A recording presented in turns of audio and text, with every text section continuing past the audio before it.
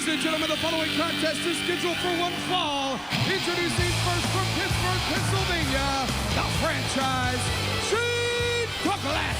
When Shane Douglas made the surprise appearance on Impact, I think many of us thought that he was back in TNA under contract. Not the case. He took it upon himself to return.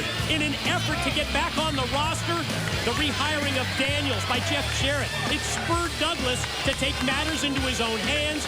He lobbied Mick Foley for a match on Impact, and look who Mick Foley named as his opponent. Get ready to fly.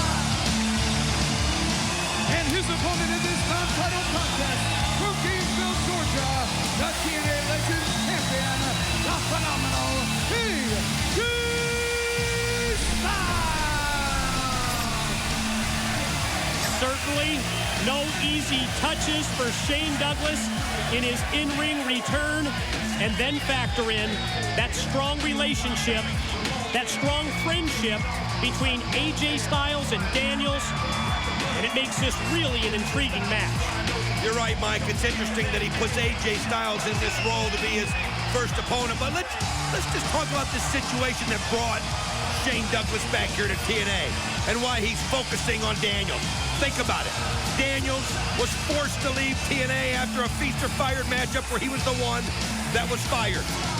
Jeff Jarrett, in his good graces, because he can do it, as the founder of TNA, brought him back and gave him the second chance.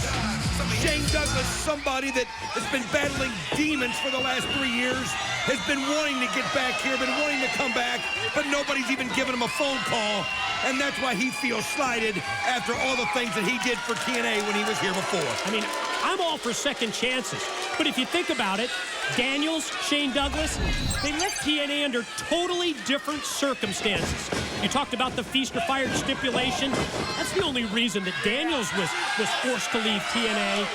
Totally different situation as you talked about the demons that have haunted the franchise Shane Douglas. Well, I mean, I understand that, but the bottom line is both were gone, but only one has been welcomed back with open arms. Here's a guy who's not only battled those demons, he's defeated those demons, and he wants to be back in here at TNA, and nobody has even bothered to give him a phone call. Power struggle between Mick Foley and Jeff Jarrett continuing to the point where now Jeff Jarrett has been fined. He's been suspended, that without pay. And yes, Jeff Jarrett has left the Impact Zone tonight. But keep in mind, upcoming at Slammiversary, Sunday, June the 21st in Detroit, Michigan, Jeff Jarrett is going to be one of 4 challengers for Mick Foley's TNA World's Heavyweight title in a King of the Mountain match. AJ Styles, who just connected with that beautiful drop kick, he's going to be one of the challengers. Samoa Joe as well, and we will find out the 4th and final challenger later tonight when Sting meets Kurt Angle's slingshot move by Styles into the crossbody, and I think AJ may have hurt his ankle on the landing. Mike, today, I want to see a replay of this if we can. Could we? Look how his ankle hits. I mean, this is one of those freak accidents. Look at this. Oh, he caught the bottom of the floor just wrong, landed on the ankle wrong, and I hope it's not serious just because you never want to see anybody hurt. But I believe that AJ Styles hurt himself right there. Franchise cuts him off. Douglas outside just when AJ went back down to the floor. Rams him head first into the steel guardrail. And once again, there goes AJ. There's no substitute for experience, and that's what this guy has, and he's using that. He recognized that AJ got hurt. He recognized that AJ hesitated, and all he needed was that slight hesitation, and Shane Douglas has taken things over. Oh, AJ counters. AJ turns it around on Douglas outside and flings him right into the steel. That time, Shane Douglas goes into the steel post, and AJ rolls in the ring to break the referee's count. He's noticeably limping, though. You can see it. You can see he's tough. He'll fight through it. But the bottom line is I think he really did hurt himself. But right now, he's got the momentum.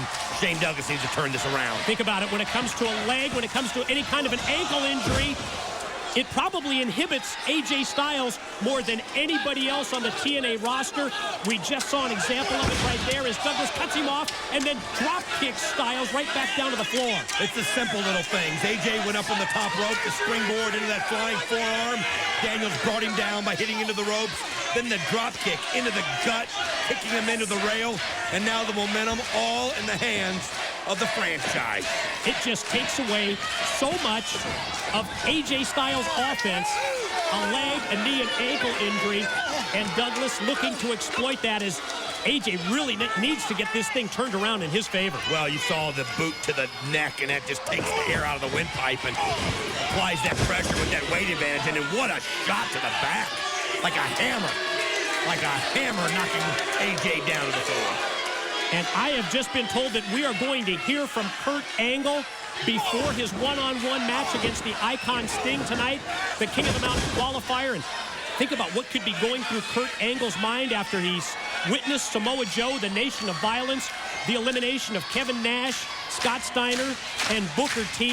And then at the same time, Kurt Angle has to face the Icon Sting tonight in a match to find out who qualifies for the King of the Mountain at Slammiversary. Then take into account Sting hitting Kurt Angle at Sacrifice to take over the leadership role. The Godfather position in the main event, Mafia's AJ out of nowhere connects with the Pele, gonna roll the franchise over, leg hook, shoulders down, no! Look at that. That's the experience factor you talked about earlier. Wow, presence of mind, the awareness there to get that leg up, because we've seen AJ finish people off with a Pele, but again, AJ Styles hurting, and he just can't get he couldn't get the speed there because of the ankle. Yeah, it was noticeable. obvious. It really was. AJ gonna try and take the franchise over, and the big shot to the head as AJ, did you see his head? His head and his neck, it just snapped back, almost like it rebounded right off the mat with that shot from Douglas off into the corner. Franchise waits, goes for the belly-to-belly, and it's blocked by Styles. And even a headbutt for good measure. Flying armbar, submission hold. Flying armbar applied, and Douglas taps out right away. Here is your winner, the phenomenal AJ Styles. Can't deny it, Mike Tenay. The guy's unreal.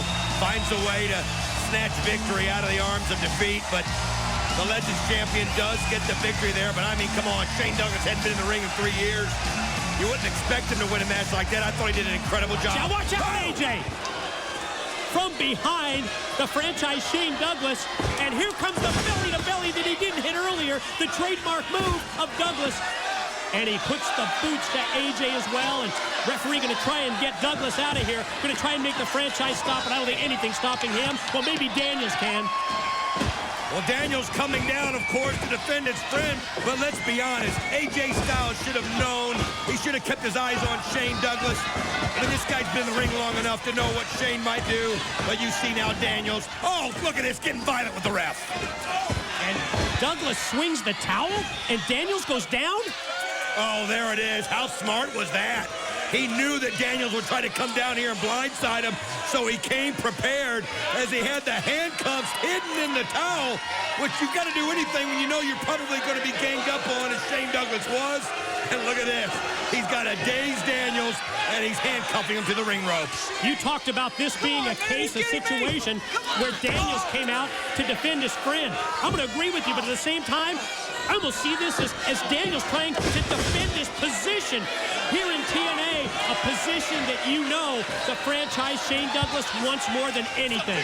Well, Samoa Joe's in here as wisely Shane Douglas jumps out of the ring. Holy cow! Samoa Joe recently apologizing to both AJ Styles and Daniels, and I have to admit, as the franchise walks away, that just proves that Samoa Joe's apology